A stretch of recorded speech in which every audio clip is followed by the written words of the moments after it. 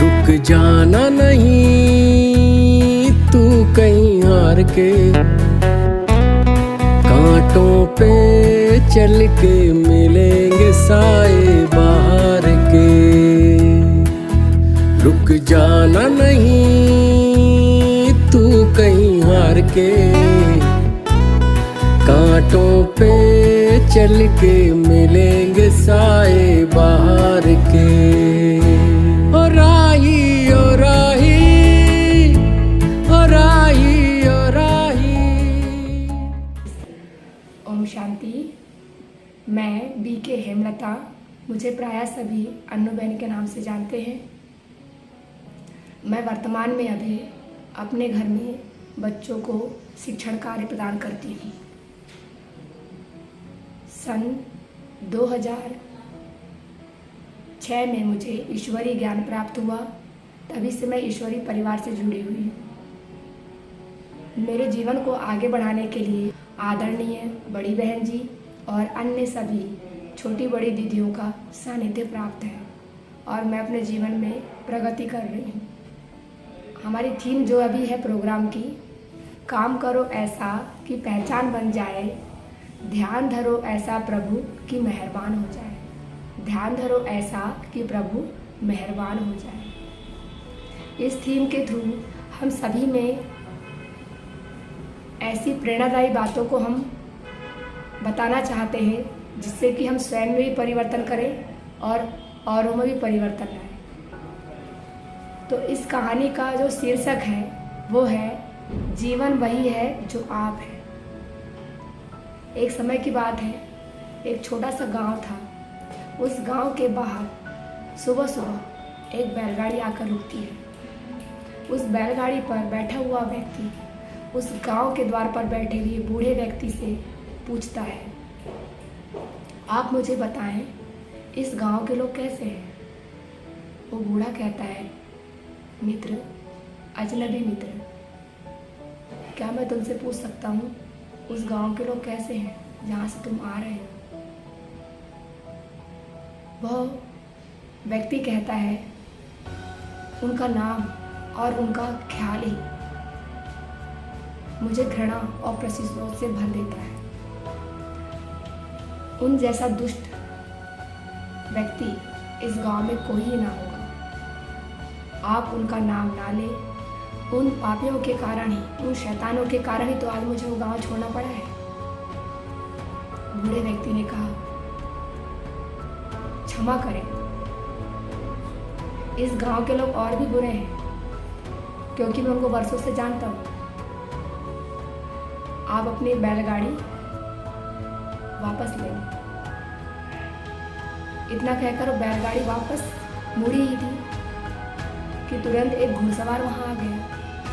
उसने भी कहा बूढ़े से कि मुझे इस गांव में निवास करना है, आप मुझे बताएं कि इस गांव के लोग कैसे हैं।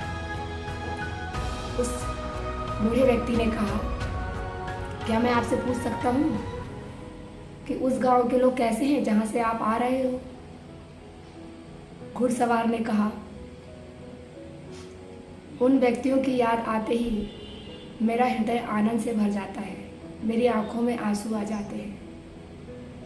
उनकी स्मृतियाँ आते ही मेरी आंखें किसी दूसरे ही लोक में चली जाती हैं। कितने प्यारे थे वो लोग। मेरा एक सपना है मेरे मन में कि कभी अगर मैं वापस उस गांव को लौटा तो वहीं जाकर बस जाऊं और मेरी कब्र भी वहीं बने। ये मेरा ख्वाब है। लेकिन आप उनकी स्मृतियाँ दिलाकर मुझे दुखी ना करें। मुझे मजबूरीवश इस गांव में आना पड़ा है, लेकिन आप मुझे बताएं कि इस गांव के लोग कैसे हैं। उस बूढ़े व्यक्ति ने कहा, इधर आओ, हम सभी आपका स्वागत करते हैं। इस गांव के लोग उस गांव के लोगों से भी बहुत प्यारे हैं क्योंकि मैं उनको भली भांति जानता हूँ। तो आप इस गांव में निवास कर सकते हैं। कहानी का सार यही है, इस पृथ्वी पर हम उन्हीं लोगों को वैसे ही पाएंगे जैसे कि आप हैं। ये निर्भर करता है हमारी सोच पर। दोनों व्यक्ति उस गांव में निवास कर सकते थे, लेकिन दोनों की सोच में ज़मीन और आसमान का अंतर था। दूसरों में अच्छाई नज़र आने के लिए हमें स्वयं को बदलना होगा, स्वयं में परिवर्तन करना होगा। अपने स्वभाव को हम इतना सरल बना दें कि सारे कार्य सरल हो जाए। शक्तियाँ हमारे जीवन में लाने के लिए राजयोग का अभ्यास बहुत ज़रूरी है, जो हमें आध्यात्मिक ज्ञान से प्राप्त होता है। तो कहानी का सार सिर्फ इतना ही है कि हम स्वयं को देखें, स्वयं के जीवन में परिवर्तन लाएं। और ये शुरुआत हमें स्वयं से ही करनी होगी। स्वयं से यदि हम शुरुआत करते हैं तो सारा जग हमको सरल नज़र आएगा, और ये थीम के द्वारा हम बहुत जल्द ही अपने मुकाम पर पहुंच जाएंगे। और वो दिन दूर नहीं, षष्ठी पर स्वर्ग आएगा। तो जिस दिन अगर स्वयं में हमने अपने आप में परिवर्तन कर लिया तो ये सारा जग हमको स्वर्णिम नजर आएगा।